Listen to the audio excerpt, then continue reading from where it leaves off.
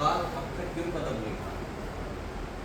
देखिए, सबसे पहले तो मैं पहलगाम में जो घटना हुई है उसकी निंदा करता हूँ। ये बहुत ही शर्मनाक घटना, और उग्रवादियों ने जो ये किया है तो इसका हमारे देश को जवाब देना चाहिए। माननीय प्रधानमंत्री जी जो है वो पाकिस्तान को या उग्रवादियों को इसका मुंहतोड़ जवाब दें, क्योंकि उग्रवाद कोई धर्म नहीं है।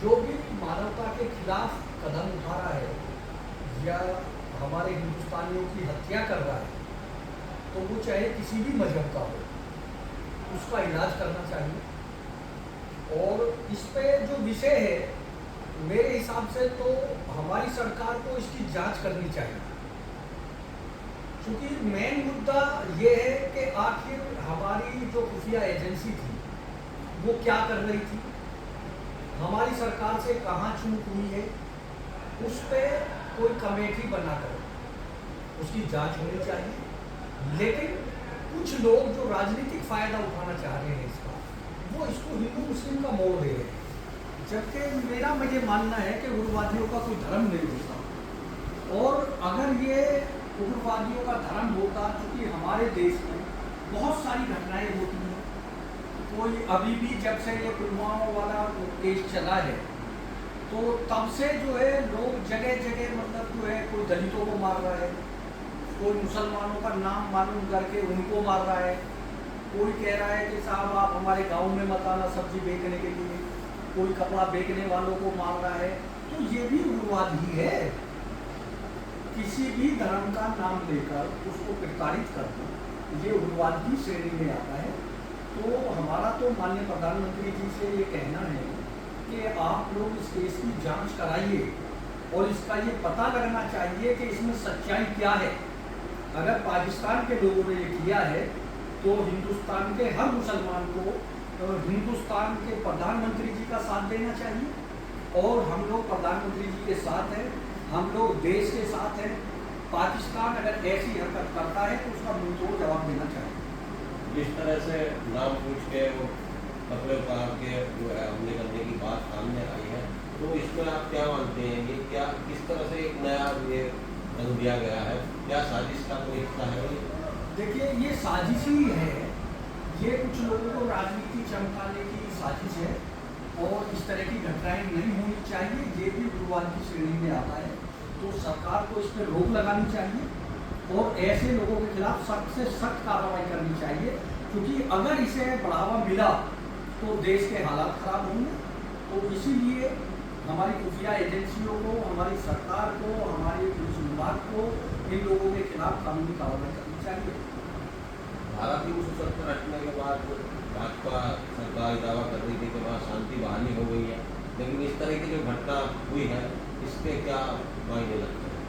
देखिए भाई, दो चीज़ें हैं, या तो सरकार की करनी और कथनी में फर्क है, या हमारी सरकार खुफिया एजेंसियों से काम नहीं ले रही है।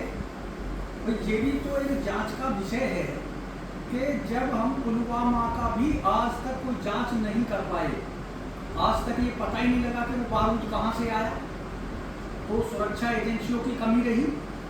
तो ये चीज़ें क्लियर होनी चाहिए। इसी तरीके से इसकी भी जांच होनी चाहिए, जो हमारे हिंदुस्तानी 26 या 27 मरे हैं, तो उसकी भी जांच होनी चाहिए कि आखिर हमारी खुफिया एजेंसी क्या कर रही थी और इसकी चूक कहाँ पर हुई, कैसे वो लोग कामयाब हो गए।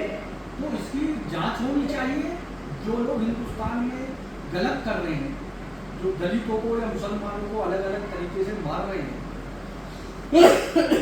या प्रताड़ित कर रहे हैं, उनके खिलाफ भी सख्त से सख्त कार्रवाई होनी चाहिए। जिस तरह से अलग अलग शहरों में इस तरह की घटनाएं सामने आ रही हैं, जाति धर्म के नाम पे लोगों को मारा जा रहा है, तो क्या इससे देश में गृह युद्ध के हालात के आसार नहीं बन रहे हैं? देखिए, गृह युद्ध हो या कुछ भी ना माने, तो एक मतलब देश में आपस में एक तनातनी का माहौल तो है, तो इसलिए सरकार को इस पर काबू करना चाहिए।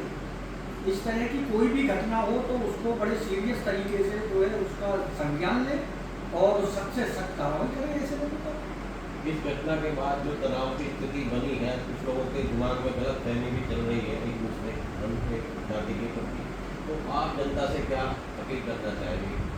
देखिए, मैं हर हिंदुस्तानी से ये अपील करता हूँ कि इस तरह की घटनाओं से, चूंकि इसमें सच्चाई का पता तब लगेगा जब हमारी सरकार खुफिया एजेंसी से इसकी जांच कराएगी कि आखिर इतनी बड़ी घटना हो कैसे गई।